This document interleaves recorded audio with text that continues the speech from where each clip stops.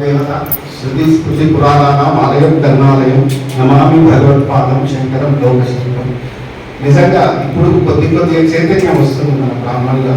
అది మాత్రం మనం హర్షించదగ్గ విషయం. సంఘాలు ఎన్నైనా ఉన్నా ఒక ఆలోచన అనేది మార్పు వచ్చింది. ఈ మార్పు కారణం ఏంటంటే అణిచివేయబడ్డారు. మనల్ని అణిచివేస్తున్నది ప్రభుత్వం, అణిచివేస్తున్నది.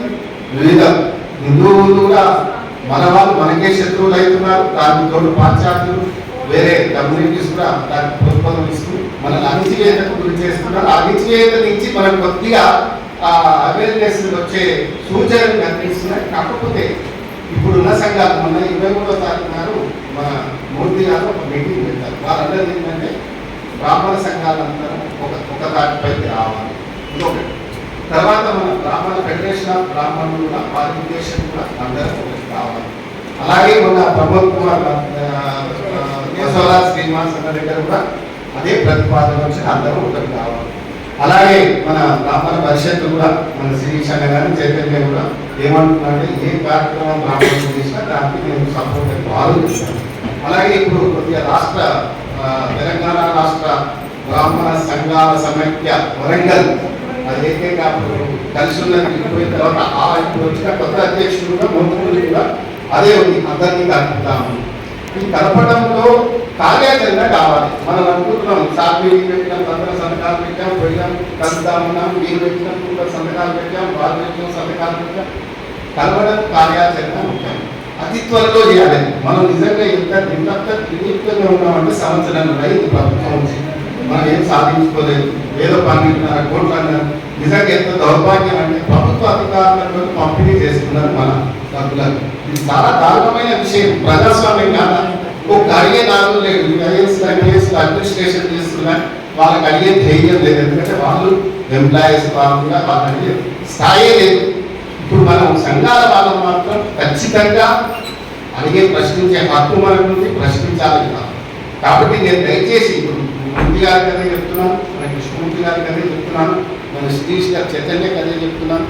మనమందరం ఒక డేట్ పెట్టుకొని త్వరలోనే ఈ శ్రీరామనవమి తర్వాత ముందు సంఘాలను ఏదైతే వాళ్ళు అధ్యక్షులు ఉన్నారు, కార్యదర్శులు ఉన్నారు, వాళ్ళందరూ ఒక మీటింగ్ పెట్టుకుని ప్రతి ఒక్కరి దగ్గరికి పోదాం. మనకేం వేషకాలు మనలో దగ్గర మనం పోవడం తప్పు లేదు. మనం ఏ సంఘం దగ్గరికైనా రావడానికి నేను రెడీ, సాధుల రెడీ, సాధులు అదే చెప్పారు. కాబట్టి అన్ని సంఘాలు ఏదైతే ప్రముఖ సంఘాలు ఉన్నాయో వాళ్ళ దగ్గర ఒక మీటింగ్ ఏర్పాటు చేసి ఆ ప్రయత్నం బసవరా శ్రీరంగంలో చేస్తామన్నారు. అది త్వరలో ఈ శ్రీరామనవమి తర్వాత ఖచ్చితంగా సార్ మనం ఈ విషయాలు తీసుకొని ఒక డేటును అనుకొని ఈ సంఘాల వాళ్ళను కూర్చోబెట్టిన తర్వాత మీరన్నట్టు రొటేషన్ తర్వాత అంశం విధి విధానాలని తర్వాత కలిసి కూర్చోవడం ఈ యొక్క ప్రముఖ సంఘాల నాయకులు కల్పిస్తే ప్రభుత్వం కూడా వాళ్ళకి అనే అవకాశం ఉండదు. వీళ్ళందరూ కలిసి రాయండి అని ఏం చేస్తున్నారు? ఎవరు పడితే వాళ్ళు పోయి సన్మానాలు, సత్కారాలు, భజన. నేను ఖచ్చితంగా చెప్తాను, ఎవరు ఏమన్నా అనుకోండి, భజన చేసే సంస్కృతి మన బ్రాహ్మణ జాతికి లేదు.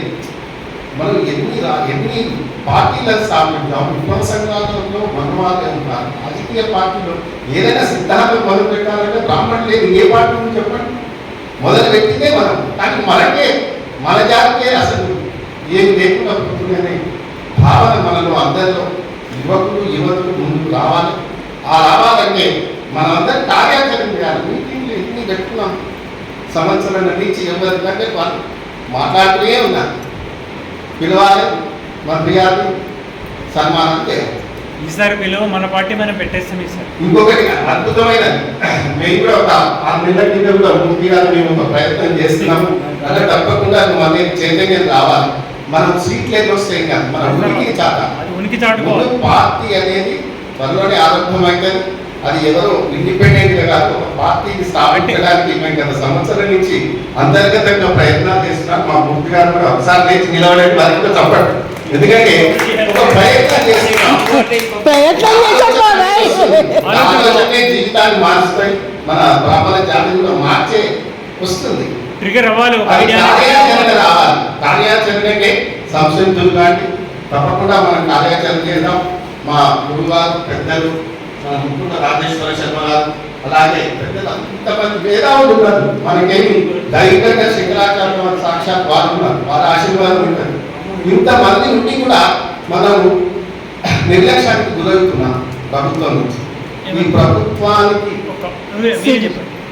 నేను చెప్పదలుచుకునే ఏంటంటే మనం ఇంత దూరం వచ్చాం కాబట్టి నలుగురు పెద్ద మనుషులు ఉన్నప్పుడు ఒక మంచి రోజు నాడు ఒక 4 పార్టీలు రాయండి పేపర్ అది. మీరు ఏ పార్టీగా మీరు దాన్ని పేపర్ మీద పెడతారు ఆ పార్టీకి మనం పెడదాం. We will avoid by that party. ఒక మంచి పార్టీ పేరు పెట్టమనండి, ఒక 4 పేర్లు పెట్టండి, దాంట్లో ఏదైనా ఒకటి సెలెక్ట్ చేసుకోండి. అది పట్టుకొస్తే అంత దూరం వస్తే మనం సర్వైవ్ కాలేము. ఎలక్షన్లు వస్తున్నాయి.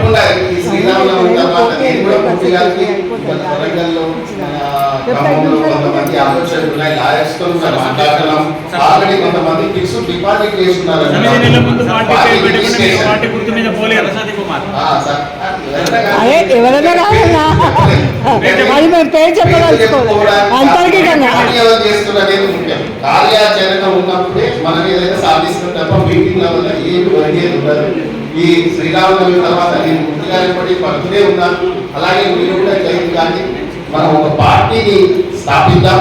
అంటే బ్రాహ్మణులని అనేది ముందుకుంటూ ఆ యొక్క ఆధిపత్యం ఏంటంటే అందరికీ కలుపుకునే సామాన్యం ఉంటుంది.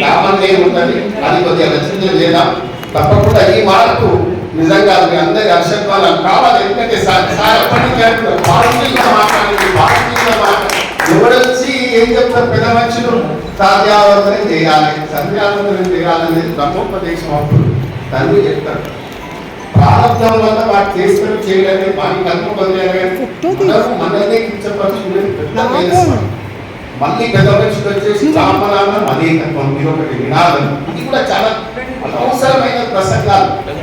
కార్యాచరణ పని చేద్దాం.